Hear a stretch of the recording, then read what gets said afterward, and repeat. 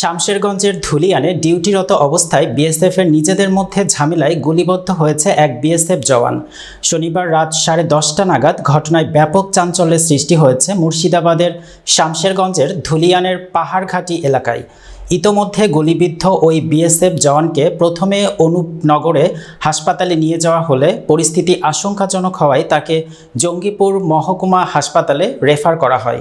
নিজেদের মধ্যে ঝামেলায় ওই বিএসএফ কর্মী গুলিবিদ্ধ হয়েছেন। এদিকে বিএসএফ কর্মীর গুলিবিদ্ধ হওয়ার ঘটনায় ব্যাপক শোরগোল সৃষ্টি হয় এলাকা জুড়ে। খবর পেয়ে ঘটনাস্থলে পৌঁছায় শামশেরগঞ্জ থানার বিশাল পুলিশ বাহিনী। পুরো বিষয়টি তদন্ত করে দেখা হচ্ছে বিএসএফ এবং পুলিশের পক্ষ থেকে।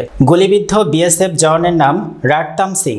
গুলিবিদ্ধ হওয়ায় ঘটনাটির সত্যতা স্বীকার করে জঙ্গিপুর জেলা পুলিশের এক শীর্ষ আধিকারিক জানিয়েছেন, নিজেদের মধ্যেই ঝামেলা। নিজেই হয়েছে। কাদের? বিএসএফদের। কি গুলি লেগেছে?